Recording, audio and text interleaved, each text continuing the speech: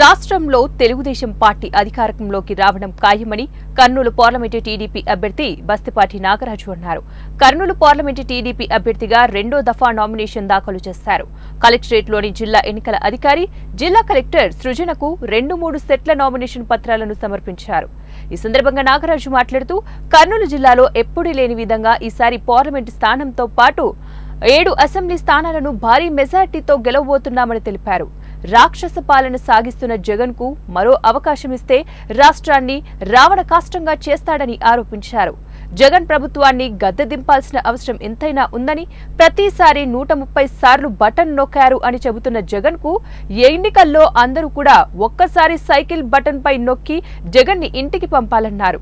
సొంత కుటుంబాన్ని పాలించలేని జగన్ కు రాష్ట్రాన్ని పాలించే అర్హత లేదని ఆరోపించారు. సొంత చెల్లెలు తన అన్నకు ఓటు వేయవద్దని ప్రచారం చేస్తూ ఉండటం జగన్ అరాచక పాలనకు నిదర్శనమని విమర్శించారు. ఇక కర్నూలు పార్లమెంటు పరిధిలోని ఎంపీతో పాటు 7 ఎమ్మెల్యే స్థానాలను గెలిపిస్తే అభివృద్ధిని పరుగులు పెట్టిస్తామని నాగరాజు తెలిపారు. అంతకుముందు జిల్లా టీడీపీ కార్యాలయం నుంచి కలెక్టర్ ఆఫీస్ వరకు నిర్వహించిన భారీ ర్యాలీ కార్యక్రమంలో జిల్లా టీడీపీ అధ్యక్షుడు Tikkareddy, MLC BT Naidu, Kurnool Pattikonda TDP assembly అభ్యర్థులు టీజీ భరత్, కేఈ శ్యామ్ కుమార్, రాష్ట్ర కార్యదర్శి సోమిశెట్టి వెంకటేశ్వర్లతో పాటు పార్టీ నాయకులు, కార్యకర్తలు పాల్గొన్నారు.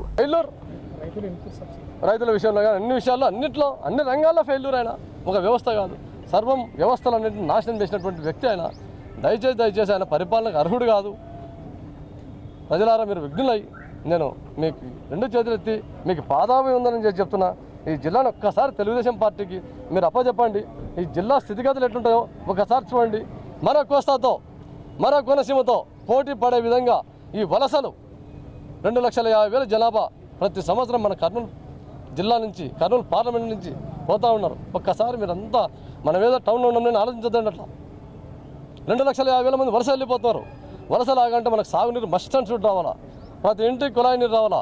నారా లోకేష్ గారు యువగలం పాదయాత్రలో భాగంగా ఒక గొప్ప మాట చెప్పారు. మన జిల్లాకు ఒక వరం అది. ఆ వరాన్ని సాధించుకుంటే తెలుగుదేశం పార్టీ రావాలా. సార్ ఏమన్నా అంటే ఒక టెంట్లో గద్దెరాల సమీపంలో వెంకటాపురం గ్రామంలో ఒక టెంట్ కింద ఉండి చెప్పారు, ఒక మిషన్ రాయలసీమ పథకం తీసుకొని రావాల్సిందే. ఈ కర్నూలు పార్లమెంట్కి ఏది ఏమైనా కూడా ప్రతి ఎకరాకు సాగునీరు అందించాల్సిందే అని ఆయన పలు వేదికల మీద కూడా రాజమండ్రికి పోయినా, వైజాగ్ పోయినా కర్నూలు పార్లమెంట్ ఆయన మధ్యలో తలుస్తూ ఉన్నారు. ఈ జిల్లాను మార్చాల్సిందని ఆయన కంకణబద్దులై ఉన్నారు.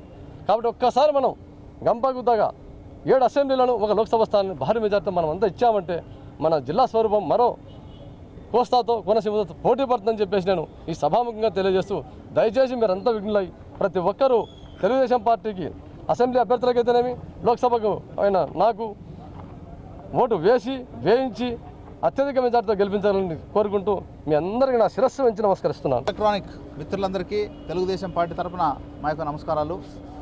ఈ దినం తెలుగుదేశం పార్టీ తరఫున కర్నూలు ఎంపీ అభ్యర్థిగా బస్తిపాటి నాగరాజ్ పంచలింగాల గారిని ఇప్పుడే అధికారికంగా తెలుగుదేశం పార్టీ తరఫున నామినేషన్ దాఖలు చేశాం. ఈ సందర్భంగా మీ ద్వారా ప్రజలకు ఒకటే విజ్ఞప్తి చేస్తున్నాం. కర్నూలు సంబంధించినటువంటి పశ్చిమ ప్రాంతమైనటువంటి ఆలూరు మొదలుకొని కర్నూలు వరకు 7 నియోజకవర్గాలంతా కూడా బడుగు బలహీన వర్గాలు ఉన్నారు. అంటే ఎస్సీ, ఎస్టీ, బీసీ, మైనారిటీ, ఓసీలో బీదవాళ్ళు అందరూ కూడా 90% ఉన్నారు. ఈ ప్రాంతం అంతా కూడా మీ అందరికీ తెలుసు కరువుతో విలయతాండం చేస్తున్నటువంటి పరిస్థితి. తాగడానికి నీళ్ళు లేవు. ఆలూరు ప్రాంతం అయితే కరువుతో పాటు వలసలు కూడా ఎక్కువ ఉన్నాయి. పక్కనున్నటువంటి ఆదోని సెకండ్ బాంబేగా చెప్పుడుతున్నటువంటి ఆదోని కూడా ఈరోజు ఇండస్ట్రీస్ లేవు. మంత్రాలయం, ఎమ్మిగనూరు, అదేవిధంగా కొడుమూరు, ఈ తుంగభద్ర పరివాహక ప్రాంతం అంతా కూడా తాగడానికి నీళ్ళు లేవు, సాగునీరు లేవు.